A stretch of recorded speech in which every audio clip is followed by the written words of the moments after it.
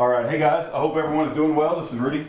Hey, I just wanted to call to your attention a pattern of events that I see happening as Sheriff Arpaio continues to push more and more on this birth certificate issue, which is really the key. It's the central key to the downfall of the Obama administration. I know a lot of you want to beat him on the issues, but God has given us this key, this Achilles heel of Obama, that he's not eligible to be president, and all we have to do is pursue it. Now, it's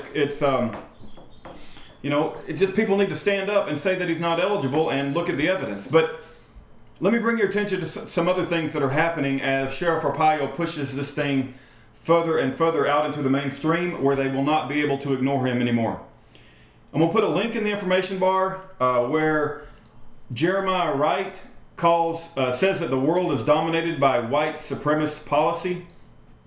Jeremiah Wright also calls Allah and God the same thing, and he's making some very racially charged statements in his sermons lately, and so go check that out. We also have the Trayvon Martin thing that's getting just unlimited airtime over and over again. That is inciting racial fires and racial tension, right? Obama came out and stoked that himself when he said that if I had a son, he would look like Trayvon Martin. We also have the federal government looking at Sheriff Arpaio for racial profiling, okay? And that is their defense to to Sheriff Arpaio pursuing the birth certificate. So they're going to call anybody who says that he's not eligible or that his birth certificate is a forgery, they're obviously going to call those people racist. And it's amazing that as Sheriff Arpaio pursues the birth certificate forgery, that they're investigating him for racial profiling, because that seems to be their defense. We have these Oklahoma shooters that were targeting blacks, and I don't know a lot of details about that, but that's yet another one of these incidents that happens, and who knows how valid it is, or whether it's another incident that's set up to, again, stoke racial tension. And then we have the Black Panthers calling for blood in the streets and putting a wanted dead or alive reward on Zimmerman. And then we have these celebrities tweeting Zimmerman's home address. So as we get closer and closer to exposing Obama for being a fraud, expect that his defense will be, if you guys want to continue to pursue this, I will incite a race war. And this was written about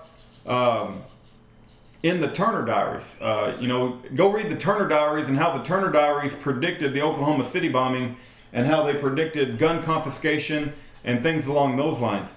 But the Turner Diaries is a very racist document. I'm not saying to go read it because I believe it. I'm just saying that it's amazing how close and accurate some of this stuff is that they try to put out and try to program people's minds. Television programming, it's programming you. But anyway, I just wanted to draw a lot of the patterns of events that I see, and as we get closer and closer to exposing Obama's eligibility, and the truth will be exposed. It will happen, and he will, one way or another, he will suffer the consequences of all his lying and all his lies and fraud and everything else. But the defense seems to be that they will try to incite a race war because of it. And I don't want that to happen. I don't want to see any violence.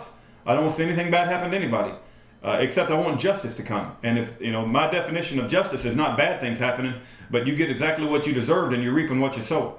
So in any event, God bless every one of you. And my thought for the day is be prepared for the Obama administration to try to incite a race war. God bless every one of you.